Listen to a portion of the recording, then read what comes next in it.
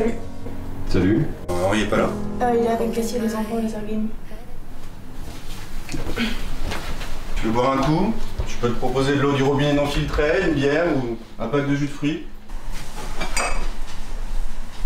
T'as rien accroché ou... Non, j'ai rien à accrocher.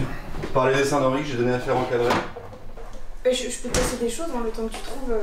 Tu veux la grande photo d'Henri, tu sais, celle sur le ferry de Staten Island? T'es pas dessus, toi? Ah oui, oui c'est vrai, mais tu pourras me couper. Je pensais à ça, faut que je reparte à New York plus tôt, le samedi 22.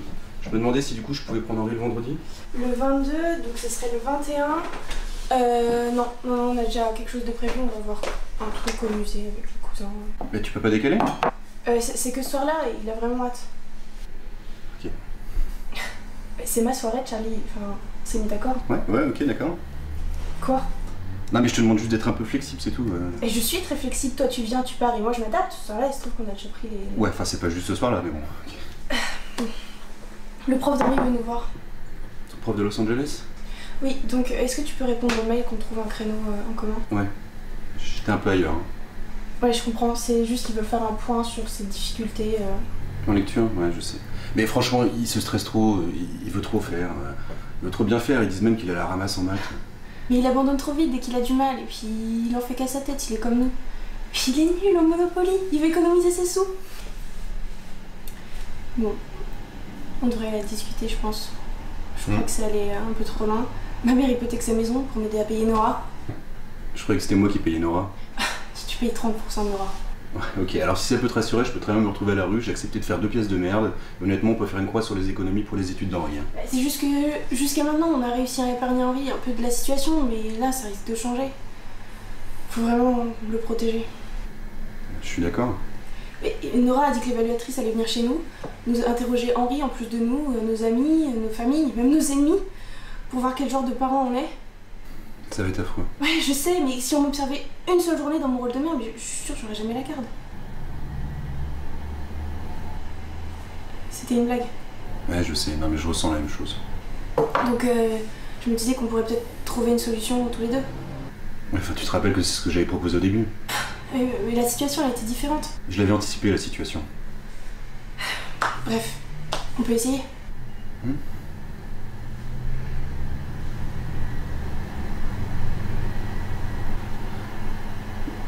Je sais pas par où commencer. Ok, tu comprends pourquoi je veux rester à LA? Non. Mais c'est pas... Charlie, ça va pas nous aider si tu commences comme ça. Non, mais honnêtement, je comprends pas. Mais t'as oublié de m'avoir promis de passer du temps ici?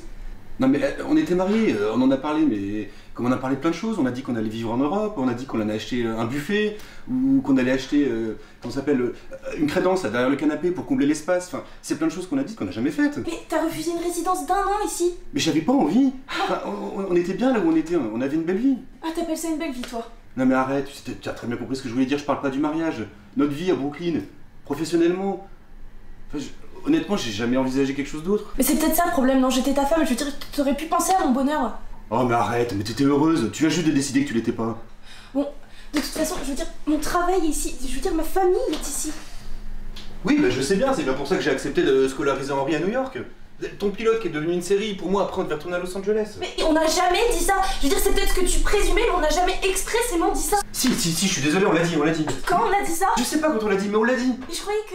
On l'a dit au téléphone, on l'a Mais dit. chérie, mais laisse-moi finir. Pardon, j'arrête pas de dire chérie, mais je pensais que si Henri était heureux ici et si ma série fonctionnait, on aurait pu rester ici pendant un moment. Ah non, mais alors tu m'excuseras, moi j'ai pas été mis au courant des arcanes de ta pensée. Mais si on vit pas ici, c'est seulement parce que t'es incapable d'imaginer des désirs autres que les tiens, sauf si on te les impose. Ok. Tu regrettes de m'avoir épousé, c'est pas la vie que tu voulais, mais voilà, c'est arrivé. On fait quoi? Je sais pas.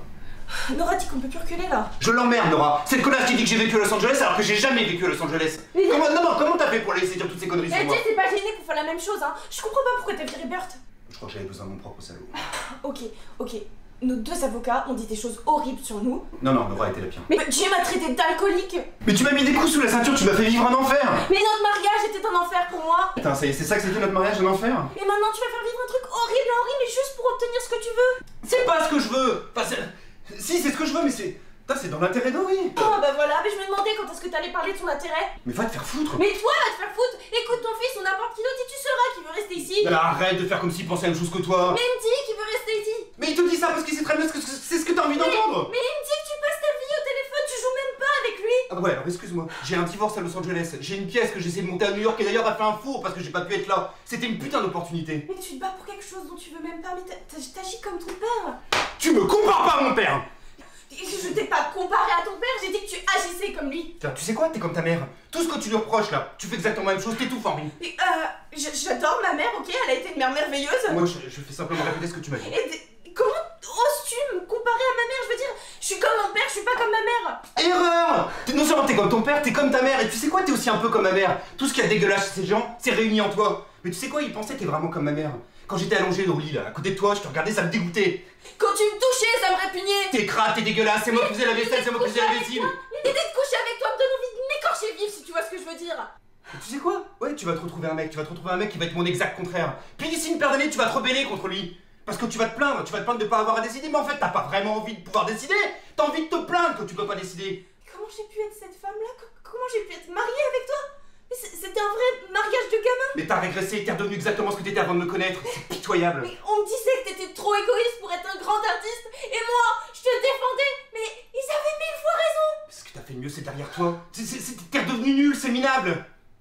Tu m'as manipulé, espèce d'ordure. Oh putain, ok, très bien. Tu veux jouer la victime par pure stratégie judiciaire? Mais vas-y, ma cocotte. Mais on sait très bien, toi et moi, tous les deux, que cette vie, tu la voulais. Tu la voulais jusqu'à temps que t'en veuilles plus. Tu t'es servi de moi pour quitter Los Angeles. Je me suis pas servi de toi. Si, le pire, c'est que tu me l'as reproché. Tu m'as fait vivre un enfer. La vie sans toi, elle était sans saveur. Quoi, et c'est pour ça que t'es allé baiser une autre? Mais putain, ça devrait pas te poser de problème que j'ai baisé quelqu'un d'autre, ça devrait te poser de problème que j'ai ri avec elle. T'es amoureux d'elle? Non. Mais elle me déteste pas, elle. Mais toi, tu me détestais, t'as baisé une de nos collègues. Ça faisait un an qu'on couchait plus ensemble, je t'ai jamais trompé. Si ça, c'était me tromper. Putain, mais j'avais 20 ans, j'étais jeune, je démarrais de rien. J'ai monté toutes les étapes, j'ai fait la couverture du Time Out de New York.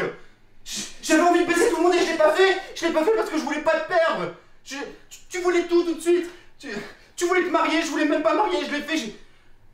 J'ai perdu ma jeunesse à cause de toi. Oh, mais je te remercie. De rien. Mais je peux pas croire que je suis liée à toi pour toujours. Mais t'es une putain de cinglée. Et le pire dans cette histoire, c'est que c'est toi qui vas gagner. Mais tu te fous de moi? Mais je voulais me marier, mais j'avais déjà tout perdu. Tu m'aimais pas autant que je t'aimais. C'est quoi le rapport avec Los Angeles? Quoi? Mais t'es tellement absorbé par ton égoïsme que tu te rends même plus compte que c'est de l'égoïsme. Mais t'es devenu un vrai connard. Tous les jours, je me réveille avec l'envie que tu crèves. Si j'avais la certitude qu'Henri arriverait à s'en remettre, j'aurais juste envie que tu crèves de maladie et que tu te fasses renverser par une bagnole.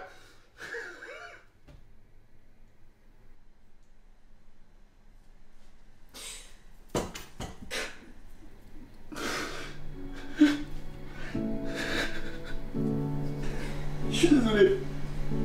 Moi aussi.